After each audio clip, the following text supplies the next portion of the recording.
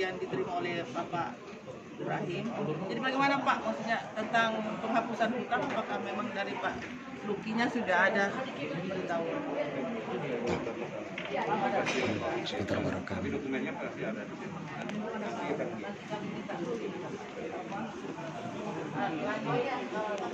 Masalah perencanaan ini saya rasa kita semua ini sepertinya saya maupun teman-teman kayak seperti tidak sanggup lagi dalam karena apa?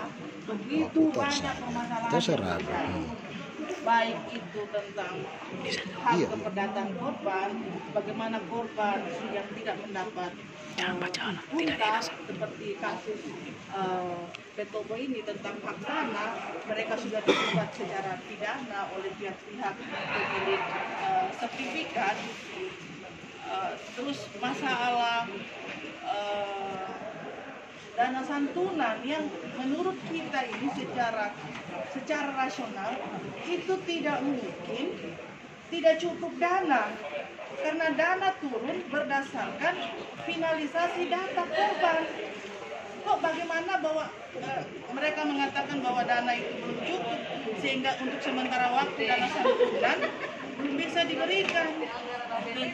Begitu juga jaduk. Jaduk itu kan sifat jaduk itu asasnya kan segera. Kok segeranya masalah? Sepertinya tidak ada dana, Ini di mana semua?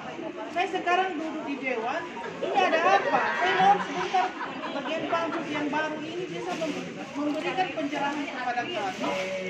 Ada apa kok? Santunan tidak cukup, dananya jadul tidak ada. Belum lagi kalau saya bicara stimulan.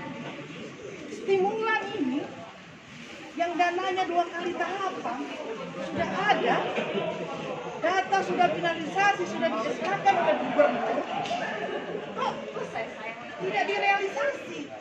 Hutang bergerak kemana kalau saya tidak salah laporan mereka 400 atau baru 500 miliar. Ini 2 tahapan loh. Tahapan pertama belum keseluruhan.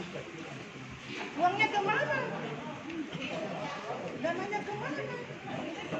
Kami sebagai apa yang kami urus sejak 20 hari pasca bencana ini bingung, kami kebingungan. Tapi akhir ceritanya pasti kami akan melakukan litigasi karena sudah tidak kami tidak melihat baik dari DPR maupun apa semua kayaknya sudah merasa bahwa bencana ini sudah aman, bencana ini sudah tidak ada masalah, bahwa kasus-kasusnya sudah tidak ada.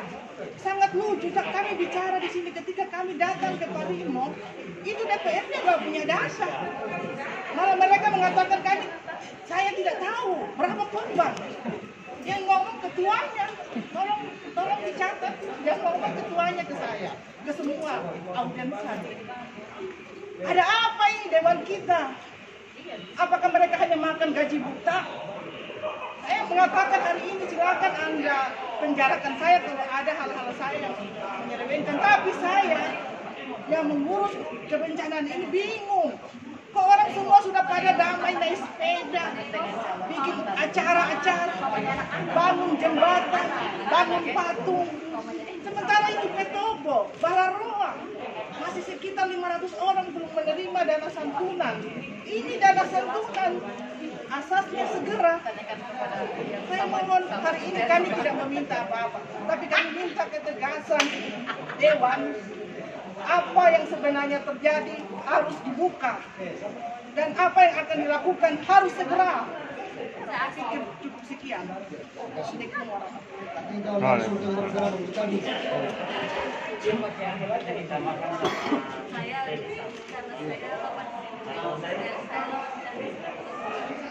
Saya soalnya masih bukan saja master aman kita. Karena dokter yang begitu. Aman sih. Kalau dulu masih banyak jadi ketua fraksi, kemudian kita sering jumpa dan semua temuan-temuan kita di lapangan semua sudah kita lakukan. Nah, kalau mau dibilang dari ini kita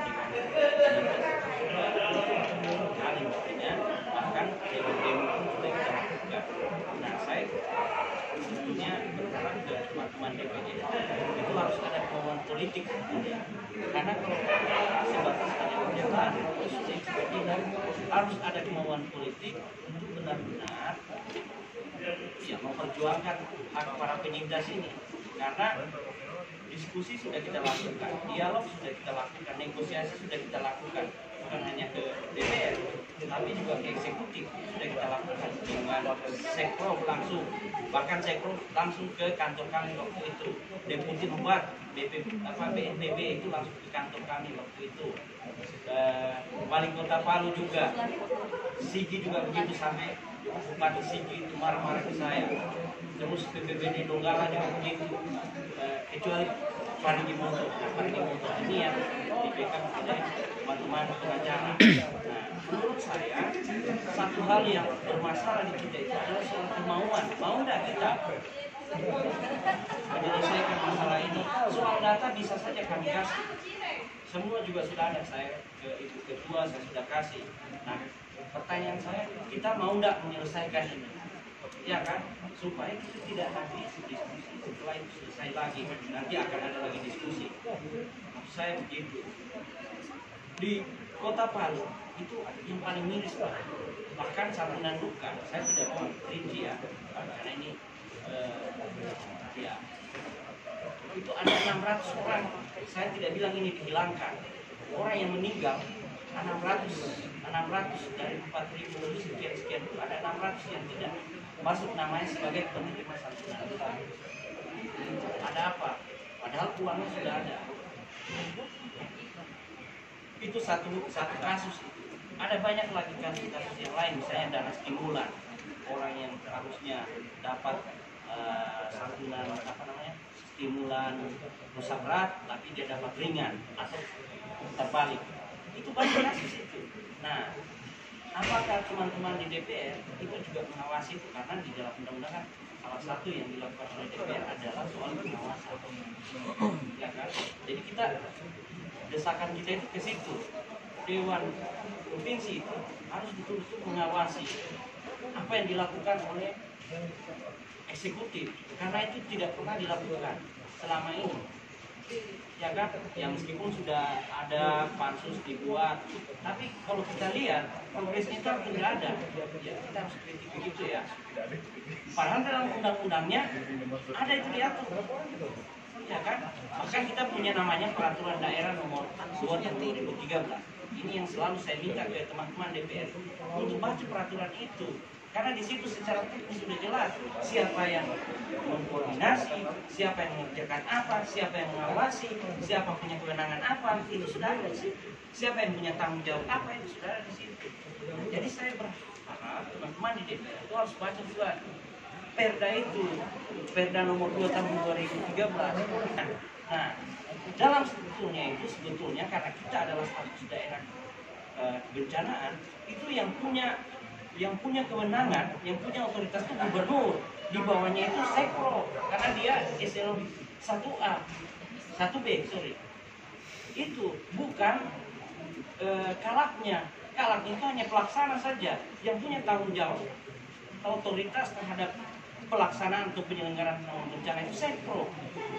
Dalam hal ini gubernur, dia yang punya tanggung jawab. Nah, tapi kalau kita lihat sekarang ini, kita datang gubernur, oh itu bukan kewenangan kita, kewenangannya kabupaten. Loh, ini kan daerah provinsi maksudnya. Jadi kita harus pakai itu Perda nomor 2 itu dalam penyelenggaraan penanggulangan bencana. Makanya saya berharap teman-teman di Dewan itu harus baca itu aturannya. Dan juga baca Undang-Undang 24 tahun 2007 supaya jelas siapa yang punya kewenangan, siapa yang punya tanggung jawab, siapa yang melaksanakan ini, siapa yang punya otoritas untuk mengkoordinasi, bukan bikin lagi itu sekarang ini dari dulu ya gugus tugas, bukan, karena di aturan sudah ada sebetulnya semuanya. Secara teknis kalau kita membaca banyak sekali aturan, ada Perka BNPB, peraturan menteri mulai dari Kemenkeu, dalam negeri sampai dengan Perka BNPB ada semua itu. Kita juga punya Perda nomor 2 tahun 2013. Makanya dibaca supaya kita secara komprehensif mengerti bahwa siapa yang bertanggung jawab adalah ini misalnya. Begitu kira-kira dari saya. Soal data kita siap, yang penting ada keseriusan dari dewan gitu. Nah, kita sudah kasih juga kepada teman-teman pengacara, kepada ibu ketua KI Kota Palu. Nah, kalau memang ada unsur pidana atau administrasinya, ya memang itu harus didorong. Begitu kira-kira yang bisa saya sampaikan. Data ada, tinggal itu keseriusan kita. Kami siap membantu, membackup semua yang diperlukan dalam rangka penyelenggaraan penanggulangan bencana ini. Yang jelas yang kami harapkan itu adalah dari dewan mau enggak. Ini soal kemauan politik saja. Itu yang selalu berkali-kali saya sampaikan juga kepada eksekutif. Ini kalian mau enggak? Itu kira-kira yang ingin saya sampaikan. Terima kasih Agus, saya kembalikan. Besar harapan kita ke Pansus ini bisa melebihi dari apa yang kita lakukan. Misalnya kalau kami terkendala soal transparansi data di lapangan, harusnya kami berharap Pansus bisa membuka proses itu jadi lebih cepat untuk kita lakukan verifikasi. Sayangnya sampai hari ini kami tidak lihat sedikit pun apakah itu pernyataan langsung ataupun di media bahwa Pansus sudah ada kemajuan dalam progresnya. Nah, yang kami mau bilang mudah sebetulnya menyelesaikan kasus atau proses bencana, penanganan bencana di Sulawesi Tengah saat ini. Kuncinya cuma dua, Ibu. Mendorong transparansi data dan mendorong percepatan pelepasan lahan untuk proses huntang. Ini dasar dari hak dasar penyintas kalau mau dipenuhi. Ada 3 sampel misalnya kalau mau lihat betapa buruknya penanganan bencana. Kalau kita ambil sampel di Kota Palu. Yang pertama, dalam laporan Gubernur tanggal 10 Oktober 2019 disebutkan ada 4.600 orang meninggal dunia. Tetapi dalam prosesnya dana santunan duka yang disertakan itu hanya 3.600. Artinya ada 100-an lebih orang yang tidak tercover dalam santunan duka. Saat kami konfirmasi ke Dinas Sosial, jawaban mereka hanya bilang bahwa 124 itu kemungkinan tidak melapor. Ada logika yang bermasalah, karena sepengetahuan kami, proses pendataan itu dilakukan penjaringan dengan tim dan dengan biaya dan uang negara. Jadi bukan berdasarkan laporan warga. 124 orang kalau dikalikan 15 juta ada 1 miliar lebih kurang lebih. Itu yang pertama. Yang kedua, surat edaran wali kota yang menyatakan bahwa penyintas yang tidak mau direlokasi dan memilih tetap tinggal di zona yang dianggap rawan bencana yang sampai hari ini belum ditandatangan BMKG tidak akan diberikan akses listrik, jalan raya, dan air. Saya kira ini ada kelalaian negara dan pembiaran negara terhadap rakyatnya, apalagi dalam konteks bencana. Yang ketiga soal transparansi data tadi. Sampai hari ini kami tidak mendapatkan data yang betul-betul valid di lapangan. Pada akhirnya kami melakukan pendataan sendiri. Nah, sebetulnya kami ingin tahu juga sudah sampai di mana progres Pansus ini bekerja, tentunya dengan uang negara. Terima kasih. Assalamualaikum warahmatullahi wabarakatuh.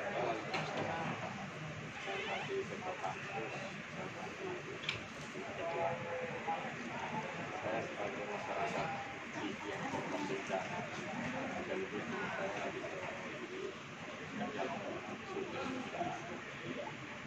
kepada Pansus yang telah dibentuk yang kedua kalinya ini, saya berharap itu bekerja dengan maksimal, karena Pansus pertama itu hampir tidak ada rekomendasi yang keluar, hampir tidak ada menjurus kepada apa yang kami sampaikan. Tuntutan kami waktu Pansus pertama ada beberapa, ada 9 poin. Salah satunya meminta SK Gubernur nomor berapa itu dicabut, karena di sana ada indikasi merugikan para kami korban, yaitu turunannya Juklak Juknis untuk stimulan Pak. Di sana potensi sekali untuk KKN. Masakan ada aturan Juklak Juknis, dana 50 juta itu duluan di store ke toko. Ya, ini mungkin Pansus tidak pernah turun ke lapangan melihat keadaan ini. Juklak Juknis tahap 2 ini lagi hampir mirip itu. Ini saya tidak tahu dasarnya dari mana. Kita punya undang-undang kebencanaan, perda kebencanaan, tapi tidak pernah mengacu dari situ. Yang ada itu kebijakan pemerintah daerah. 50 juta itu harus seperti ini. tipe 36 Risa harus ada aplikator yang membangunkan kita sehingga masyarakat korban merasa dirugikan.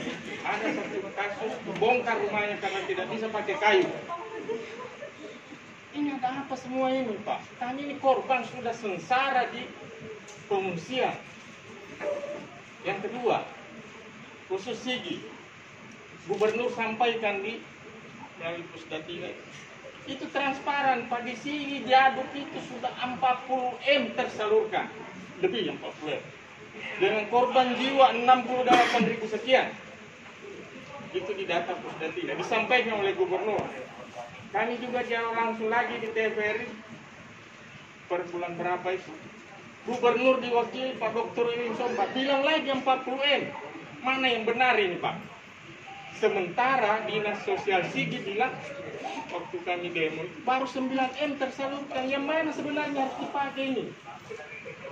Kemarin kami dialog lagi melalui live itu. Dinas Sosial Sigi bilang sudah tertambah 5 M, sudah 14 M tersalurkan. Sedangkan ini tidak pernah dirubah ini keterangan Gubernur 40 M. Saya minta ini yang mana yang benar? Kalau 40 M ini salah, hapus ini. Yang dipakai 14. Kalau 14 ini yang benar, yang 20 M ini kemana? Ini jaduk, Pak. Hak hidup para korban ini. Jadi ini perlu perhatian kita bersama. Karena pansus yang kedua ini, di samping penghapusan utang itu kita dukung. Tapi tolong bencana pertama, bencana alam ini, jangan hanya COVID yang bencana COVID ini yang ditakut-takuti, jangan main-main. Tapi korban dana bencana alam ini kemana? Sampai hari ini di Sigi itu masih banyak. Mungkin Pak Budi Luhur juga tahu itu atau ada yang dapil dari sana. Coba kita turun sama-sama periksa. Benar enggak ini? Laporan pemerintah Kabupaten Sigi sudah 370 miliar lebih tersalurkan itu dana stimulan. Benarkah di lapangan? Ini yang perlu perhatian kita bersama. Kalau laporan dari pusat sampai di Jakarta itu laporan daerah sudah jempol Deputi 4. Saya bicara langsung Deputi 4. Yang di Sigi itu jempol, Donggala itu jempol. Cuma agak Palu yang agak sedikit lambat. Benarkah ini semua ini? Ini pertanyaan kita. Kami korban di lapangan masih banyak di tenda, termasuk di Peto. Pokoknya pasti gala ini. Jadi melalui pansus ini saya berharap. Saya berharap sekali pansus ini betul-betul bisa merealisasikan korban hak kami ini, karena sudah jelas semua aturannya, Pak. Satu yang saya bisa tambahkan barangkali, tolong dari rekan-rekan praktisi hukum, juklak juknis ini tolong kita tinjau kembali, karena di sana ada kerugian bagi kami para korban. Karena semua tidak boleh, harus ditentukan oleh pemerintah. Tipe 36. Tipe Risa. Nah kami kalau satu rumah kemarin itu ada 2 kakak, bisa nggak kami tinggal di rumah tipe 36? Pemerintah pusat melalui JK sudah bilang, di sini di Panau dia bilang, pemerintah bantu 50 juta dana stimulan, nanti Bapak Ibu bangun sendiri, kan dia paham betul tidak cukup untuk membangun rumah untuk kebutuhan para korban. Makanya judulnya stimulan. Nah sekarang kenapa mau diatur? Harus bikin begini, harus bikin begitu. Ini kan bukan proyek perumahan. Jadi saya kira ini perlu kita tinjau kembali juklak juknis ini, karena banyak kerugian di tengah-tengah masyarakat. Oke. Jadi barangkali yang saya bisa sampaikan. Terima kasih. Terakhir Assalamualaikum warahmatullahi wabarakatuh. Jadi dari warga Kota Palu, Kak Yusuf. Assalamualaikum warahmatullahi wabarakatuh. Saya di sini hari saya dari Purwokerto. Yang saya mau tanya di sini itu tentang dana stimulan itu yang besar beras, saya tidak tersentuh dengan kami di Komodo itu. Itu apa maksudnya itu? Pertanyaan saya, kasihan kami ini sudah mau tahun itu tinggal di tenda. Memang betul ada huntara, tetapi tidak mungkin saya berdesak-desakan dengan anak-anak saya yang sudah menikah, tinggal juga di dalam huntara yang 3x4 itu. Itu kan pasti, ibu apa pasti tahu. Sekarang ini musim hujan, tenda saya itu bocor sana, bocor sini. Sama kemarin dia punya bocor itu, kurang di bawah-bawah itu loyang dan lain sebagainya masuk dalam huntara, dalam tenda itu. Jadi mau sampai kapan? Ini kami ini apakah mau dikasih uang yang 50 juta itu atau tidak? Dan pertanyaan saya, Kenapa mau ditahan-tahan itu uang 50 juta kalau mau dikasihkan kita, mau diatur-atur kita mau beli ini, mau beli itu? Tidak mungkin. Pak. Itu uang kalau dikasihkan ke saya langsung ke mall beli baju baru, itu tidak mungkin. Pasti rumah dulu yang saya urus. Karena itu tinggal di dalam huntara itu sangat tidak cocok buat anak-anak kecil. Kenapa saya katakan tidak cocok? Di situ itu panas. Kalau tengah hari tua itu buka main dia punya abu. Kalau musim hujan ini buka main bocor sini sana. Tidak karu-karuan. Belum kita punya listrik Pak, dibayar 3 macam listrik.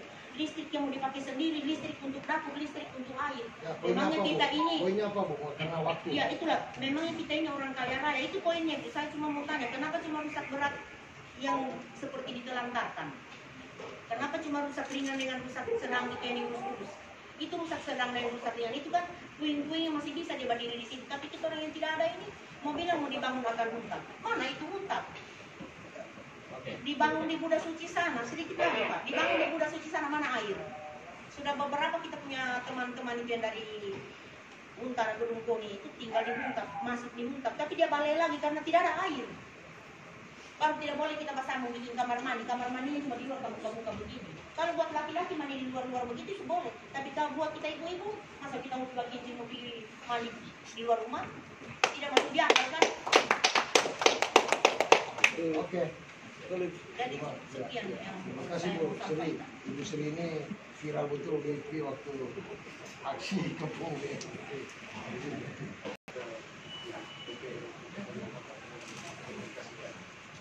Pak, harapan-harapan dari Impor Tribunal pada Gimo ini. Terima kasih. Selamat siang teman-teman sekalian. Syukur alhamdulillah kita hari ini kita bisa bertemu.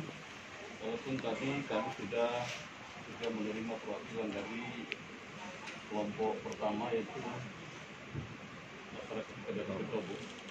Itu tadi sudah kami terima beberapa hari dan insya Allah apa yang mereka sampaikan itu sudah menjadi catatan kami dan kami akan komunikasikan dengan pimpinan untuk menjadwalkan sesuai dengan permintaan mereka dan tentunya ini juga sesuai dengan program daripada kami di sini. Saya belum bicara pansus, jadi memang itu semua akan dijadwalkan. Insya Allah nanti dalam waktu dekat ini sesuai dengan alokasi waktu yang masih tersedia, karena ini terus saja kami juga sekarang ini juga masih dalam rangka untuk pembahasan terhadap pertanggungjawaban anggaran tahun 2019. Tadi baru dijelaskan atau diantar oleh Pak Wagub. Insya Allah nanti penjadwalnya juga karena kami lihat nanti di mana waktu yang lowong, sehingga tidak benturan. Yang hormati rekan-rekan semua, bapak-bapak ibu anggota dewan, teman-teman dari penggiat dan juga dari lembaga hukum ya, yang tidak dapat satu persatu. Jadi saya terima kasih, walaupun kita hari ini atau sekarang ini kita dialog secara santai-santai saja, tapi saya kira nggak usah kita bertegang-tegang, ya, supaya kita enak berpikir, terus kita bertunjuk-tunjuk, tonjok ya, ini waktunya juga kita harus jauh dari hati ke hati. Terus kita saling menyalahkan, mari kita cari yang terbaik. Kami dari Pansus, Imam Mabuk, kami tidak tidur. Tadi katakan tidur tadi, kami tidak pernah tidur. Yang bikin tidur kami ini, yang bikin mandek, bikin mandek kami karena ada COVID. Sehingga ada 2 bulan lebih kantor dewan ini praktis ditutup sama dengan lembaga lain. Jadi kita maklumi, kami juga baru berkantor kurang lebih baru 2 minggu terakhir ini Bu ya. Aktif. Ini pun masih banyak yang lewat media virtual, Zoom. Belum sempat hadir sini di ruang langsung. Sama juga tadi para pimpinan OPD juga tidak hadir dan mereka melalui media virtual. Pansus pada Gimo ini sebenarnya memang ini satu pansus yang dirancang oleh lembaga ini untuk penanganan bencana ini, sehingga saya, Ibu Wiwi, Pak Jati dan Pak Enos, juga Pak Ibrahim adalah yang dipercayakan oleh teman-teman dari 45 anggota dari sekian fraksi yang ada ini untuk menjadi anggota pansus dan saya sekaligus sebagai pimpinan Ibu Wiwi. Wakilnya Pak Elisa ya, saya sekretaris dan terus Pak Elisa wakilnya Pak Elisa. Dan kemarin sempat sempat juga kena juga positif. Itu resiko kami. Ya. Terus pansus ini diberi waktu 6 bulan sebenarnya, ya, sesuai dengan target waktu yang ditentukan, sesuai dengan tatip yang ada. Kami sudah kurang lebih 6 kali ya, Iya. 6 kali pertemuan. 6 kali pertemuan itu tidak ada yang sia-sia itu. Semua pertemuan itu kami lakukan secara berkualitas. Kenapa? Mengundang pihak-pihak yang terkait. Bahkan itu berulang-ulang. Bahkan kami sudah jadwalkan sebenarnya kalau tidak ada dalam kasus COVID ini, kami sudah turun ke kabupaten-kabupaten dan kota ini. Yang pertama kami datangi ke Kota Palu, sekaligus kami ke lapangan. Itu jadwal kami sudah kami rancang semua itu. Nah, baru Sigi, Donggala dan Parigimoto.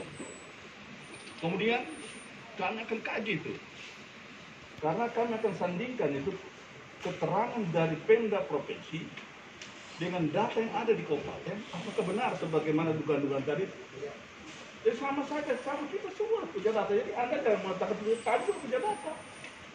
Tidak perlu kami punya data, kami datang langsung meminta, baik dari pemerintah daerah kabupaten, kota, dan juga dari teman-teman yang ada di lapangan. Kami sudah data lengkap. Semua data yang Bapak berikan itu hanya menambah saja. Karena kami sudah punya data. Sama dengan kemarin, masalah penghapusan utang. Kami sudah lengkap. Tambah oleh teman-teman dari LSM, itu lebih bagus lagi. Karena ada yang tertinggal dari kami itu bisa. Nah, kemudian, kenapa kami harus sandingkan ini? Karena kami sudah mengundang pihak di provinsi ini, mulai dari DPKD sebagai penanggung jawab keuangan, karena uang pasti masuk ke rekening Pemda dulu.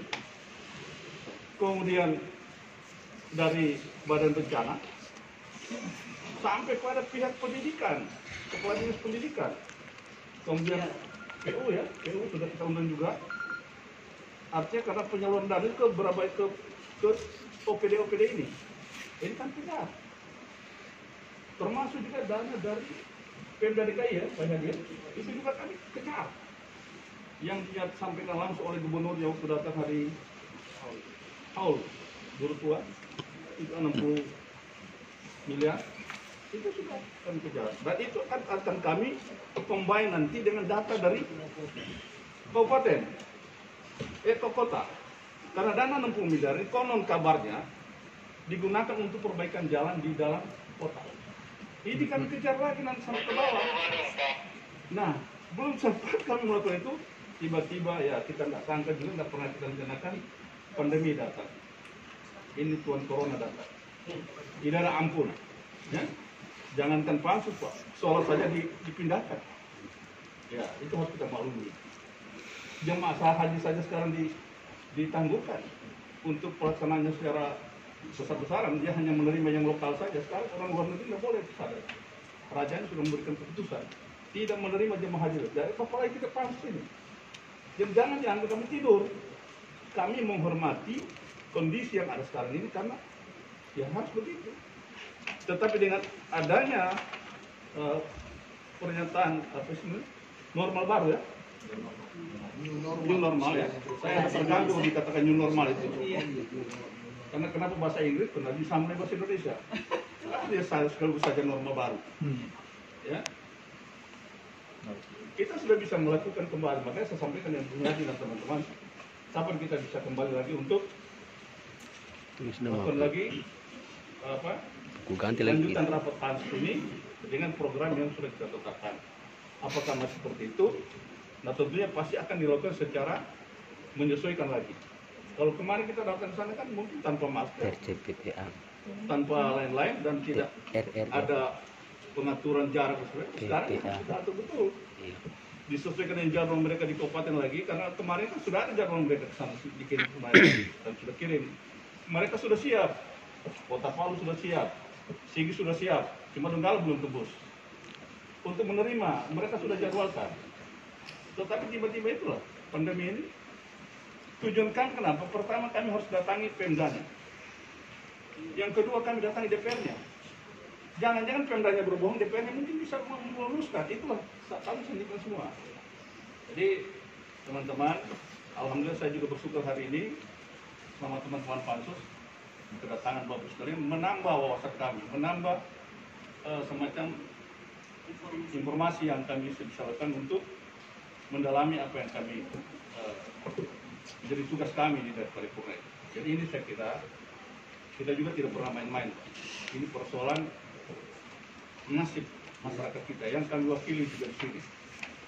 Seperti tadi, kami juga berjanji, insya Allah apa yang mereka sampaikan terhadap hak-hak perdata mereka, kami akan jembatani. Ada perampasan hak.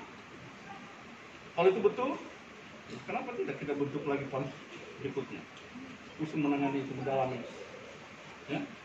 Kita lakukan itu Pak, demi untuk masyarakat. Karena kita inginkan masyarakat dirugikan, sudah korban. Ya? Sudah ditimpa tanggal lagi. Ketua Bos saya kira ini dari yang paling parah sebenarnya. Ya, bukan yang lain tidak. Ini yang paling parah. Karena dia betul-betul praktis kehilangan semua. Saya tahu betul Ketua Bos itu karena tidak jauh dari rumah saya. Ya, Pak Yahdi salah satu korban. Ya, Ibu Wiwi, kita semua ini korban. Mungkin Ibu korban juga. Ada keluarga meninggal? Anda, alhamdulillah. Jadi makanya Ibu tenang saja. Jadi kami ini korban Bu, saya ini korban juga. Ya? Jadi tidak mungkin kami membiarkan juga kami ini jadi begini. Kami itu bagian daripada Bapak sekalian dan juga masyarakat. Pasti kami juga akan menyatu. Tidak hanya teriak-teriak untuk mata-mata orang, kami yang mengatasnamakan diri kami sendiri. Jadi itulah. Tapi namun demikian, saya atas nama masyarakat juga terima kasih kepada Chefnya Ade ini, Pak Agus, bersama rekan-rekan lain yang telah memediasi kembali, membangkitkan kembali ya. Itu yang penting Pak, Ya, bangkit kembali. Karena apa sih apa sultan bangkit tadi itu. Terima kasih Pak Amir. Pak Amir saya kira ini satunya ipar ini. Oh ipar. Oh, ipar ini. Ipar anak mantu ini. Sudah ipar anak mantu lagi. Jadi Pak Amir ini juga banyak memberikan juga apa namanya masukan dan pengalaman beliau juga banyak di lapangan dan ini saya kira bagus ini kita padukan saja. Ya, saya kira dari saya Pak Yadi. Terima kasih. Bagus ya. Bagus.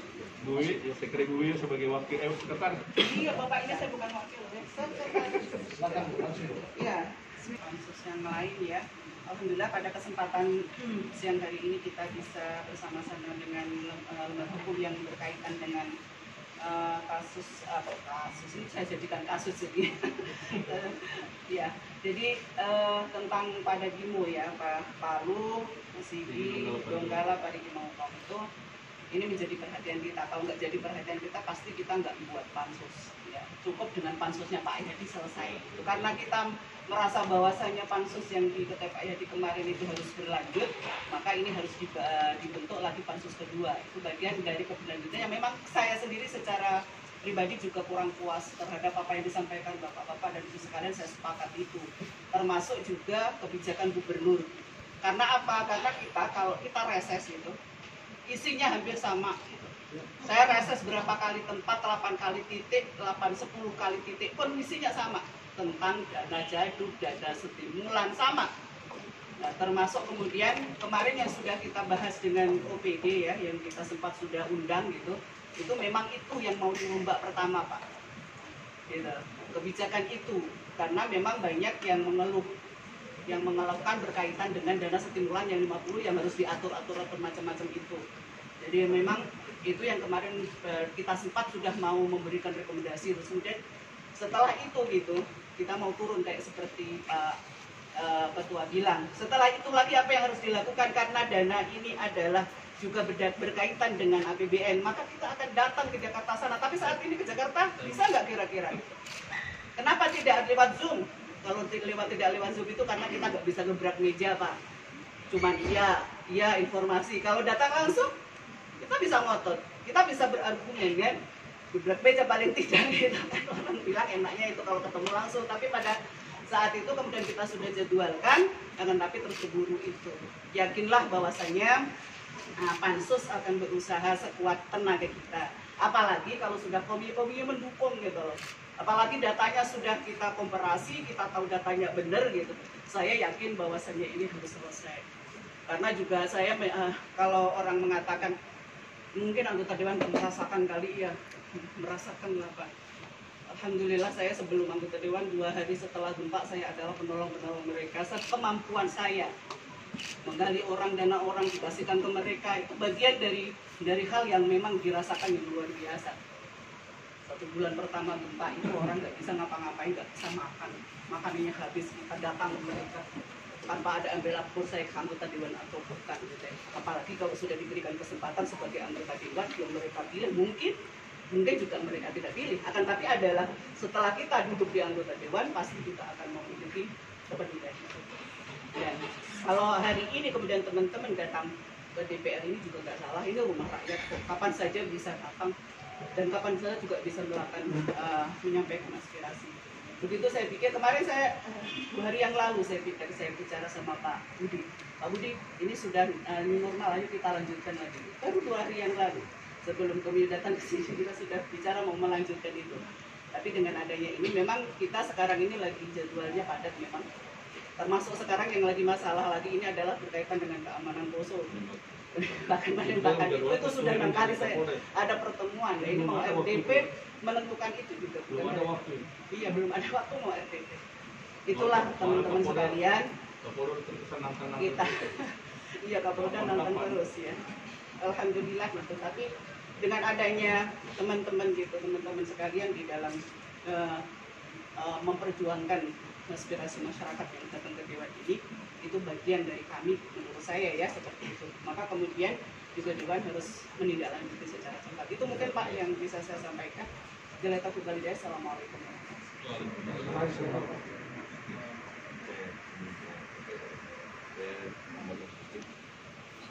warahmatullahi wabarakatuh. Assalamualaikum warahmatullahi wabarakatuh.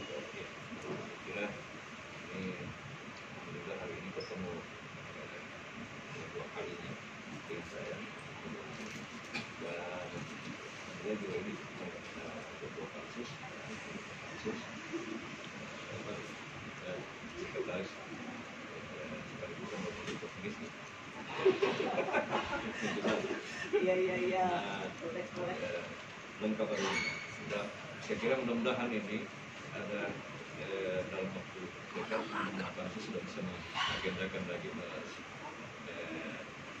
semangat baru lagi kan yang disebut oleh ketua tadi, dan kaitannya dengan kabupaten kota yang ada pansus masing-masing kabupaten kota. Saya mengusulkan mungkin juga sekali juga diundang teman-teman pansus ini untuk bisa coba berkoordinasi secara langsung. Jadi kita lah yang di provinsi agar bisa sharing informasi dan kita bisa saja di kabupaten tadi kayak pertanyaan tadi, kabupaten menyerahkan lagi provinsi. Padahal tugas mereka, karena ini kan soal proses pendataan ada di kabupaten, lalu eksekusi bantuannya provinsi. Karena seperti itu, kalau tidak salah proses ini. Nah, oleh karena itu menurut saya ini penting. Apakah kita datang ke sana ataukah misalnya bertemu sama-sama. Saya sarankan. Itu satu. Yang kedua adalah dengan pemerintah daerah. Memang ini harus speednya harus ada agak kencang sedikit, artinya agak kencang sedikit, karena ini nasibnya saudara-saudara kita ini sudah hampir masuk 2 tahun berulang tahun, 2 kali berulang tahun. Nah ini saya saja sebenarnya dampaknya tidak terlalu terasa betul di dekat pantai, maksudnya di Panglima-Polen. Jadi lumayan juga tidak sempat juga misalnya ke utara, masih bisa bertinggal. Apalagi teman-teman kita yang ada di utara yang sudah berulang tahun, dan bahkan masih ada yang di tenda-tenda, di tenda-tenda. Oleh karena itu saya bilang adalah teman-teman di DPR ini semangatnya juga sama dengan kita sendiri. Hanya saja ini spirit yang kita harus kembang ini harus kita juga dorong lagi juga ke pihak sebelah di eksekutif. Di eksekutif, kalau bicara tadi soal kemauan politik, saya kira kemauan politik semua ada, karena buktinya adalah pembentukan pansus sudah dilakukan oleh pemerintah. Hanya saja ini kan soal speednya. Ini mungkin itu yang saya tangkap tadi, speednya, kekuatan